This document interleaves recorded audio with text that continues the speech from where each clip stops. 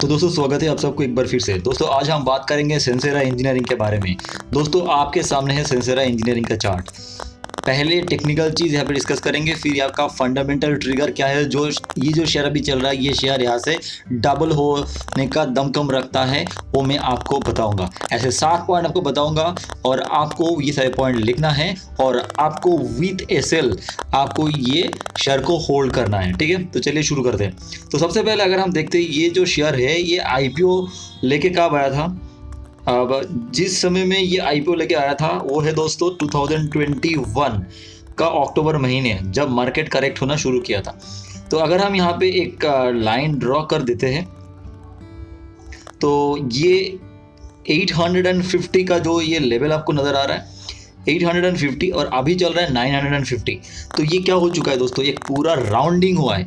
इस राउंडिंग होने के बाद ये शेयर प्राइस, उसके बाद अगर आप देखेंगे एक महीने, आप देखते हैं 3 महीने नहीं दोस्तों, 1 महीने देखते हैं तो 1 महीने से ये शेयर प्राइस ऊपर होल्ड कर रहा है। एंड यहाँ पे एक मंथली फ्लैग बनाया है, मंथली फ्लैग, और इसका सीधा सीधा टारगेट अगर नीचे जाएंगे तो दोस्तों देखते हैं यहाँ पे है दोस्तों 550 और अभी चल रहा है, जो लाइन मैंने आपको ड्रॉ किया वो 850।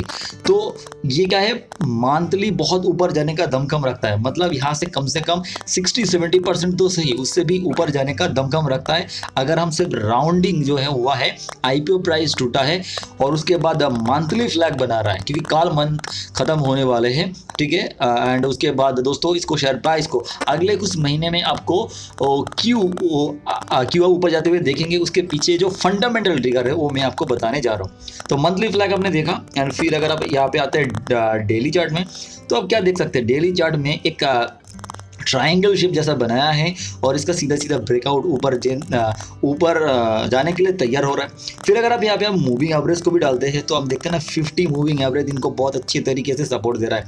पिछले समय में जो बुल रन शुरू हुआ था इस शेयर का, और दोस्तों आप देख सकते हैं यहाँ पे भी वो 50 मूविंग एवरेज से ही शुरू हुआ था और उसके बाद शेयर काफ़ी चल के आया है।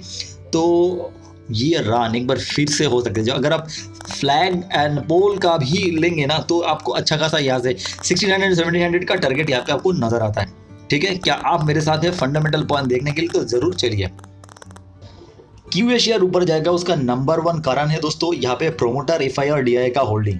आप देख सकते हैं दोस्तों लगभग 90% स्ट्रॉन्ग हैंड में पड़े हैं और पब्लिक में यहाँ पे सिर्फ 10% पड़े हैं। और प्रोमोटर के पास और एफआईआर डीआई के जो प्रेजेंस है इस कंपनी के ऊपर, जो भरोसा है, ये साबित करता है लॉन्ग टर्म के लिए बहुत ही बेहतरीन कंपनी है। बैलेंस शीट को आगे देखते हैं दोस्तों। शेयर कैपिटल के साथ ज़्यादा छेड़खानी नहीं हुआ। आईपीओ के बाद रिजर्व बहुत ही शानदार तरीके से बढ़ते हुए नजर आया। 400 करोड़ का रिजर्व 1200 करोड़ के आसपास पहुंच चुका है।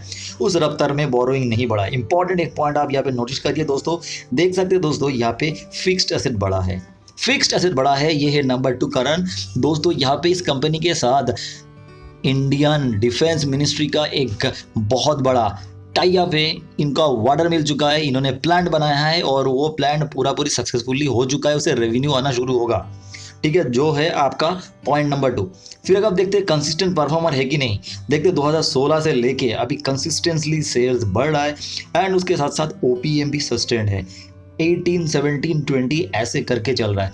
मतलब ज़्यादा फ्लैक्चुएशन इनको कोई भी साल देखने को नहीं मिला। उस हिसाब से अगर आप देखेंगे नेट प्रॉफिट भी 72 करोड़ से लेके 160 करोड़ के पास पहुंच चुका है एंड कंपनी का 5 साल का सेल ग्रोथ 12%, 3 साल का 18% इंप्रूव हो रहा है। प्रॉफिट भी बहुत ही शानदार तरीके से इंप्रूव हो रहा है। अब यहाँ पे टीटीएम में थोड़ा कम होने का कारण है क्योंकि यहाँ पे इन लोगों ने जो कैपेक्स कर रहा था इसमें अदर्स कॉस्ट बढ़ जाता है, इसमें थोड़ा सा डिप्रिसिएशन भी ऐड हो जाता है, इसकी वजह से नेट प्रॉफिट थोड़ा सा कम नजर आता है। उस हिसाब से शेयर प्राइस चला नहीं है एंड रिटर्न रेशियो 13-14 है, तो बेहतरीन कंपनी का निशानी है। अगर आप यहाँ पे समरी में जाते हैं तो हम देखते हैं यहाँ पे ऑटो एंसेलरी के अंदर इनको डाल दिया गया है। अगर है नहीं, इनको प्रोडक्ट को थोड़ा सा डिटेल्स में आपको देखना पड़ेगा तभी आपको समझ में आएगा। अभी पी चल रहा है 31 के पास, इतना ग्रोथ कंपनी के लिए ये ठीक ठाक जस्टिफिएबल पी है। आप देख सकते हैं 5, 3 एंड 1 ईयर में आरओसी इंप्रूवमेंट की तरफ है। आरओई भी 13.5 अभी चल रहा है। पेक देखकर आपको लग रहा है ये महंगा है, बट दोस्तों अगर आप यहाँ पे अगर क्वार्टरली रिजल्ट में आके देखेंगे ना, जिस तरीके से इन लोग का इंप्रूवमेंट आ रहा है, जिस तरीके से लास्ट 5-6 क्वार्टर का यहाँ पे इंप्रूवमेंट नजर आता है, क्लियर कट यहाँ पे नजर आ रहा है। यहाँ पे ये कंपनी अपने प्रोडक्ट में मार्केट लीडर है और नहीं तो टॉप 1-2 के अंदर है और ये अपने जो कस्टमर को माल देते हैं उनमें उनका डोमिनेंस है, जिस तरीके से फाइन ऑर्गेनिक करता है एग्जैक्टली आप ये समझ जाइए, ठीक है। उस हिसाब से आपको नेट प्रॉफिट अगले कुछ क्वार्टर में अच्छे खासा ग्रोथ के साथ नजर आएगा। अगर आप यहाँ पे इन लोगों का कॉन कॉल पढ़ते हैं और नोट्स को देखते हैं तो इनका मार्जिन सस्टेन होगा और 1-2% में बढ़ने का यहाँ पे गाइडेंस दिया गया है।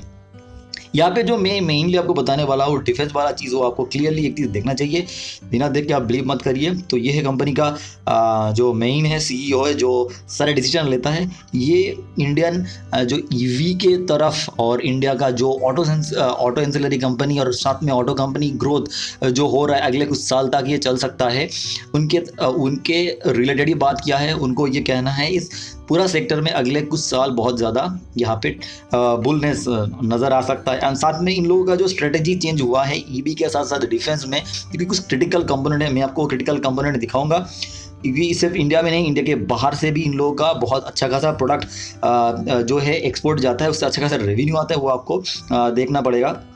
जो मेन पॉइंट है वो है ये विजनरी लीडर का एक, आप देख सकते हैं यहाँ पे 1981 से इन लोगों का जो पहले मारुति उद्योग लिमिटेड से इन लोगों ने अपना बिजनेस शुरू किया था।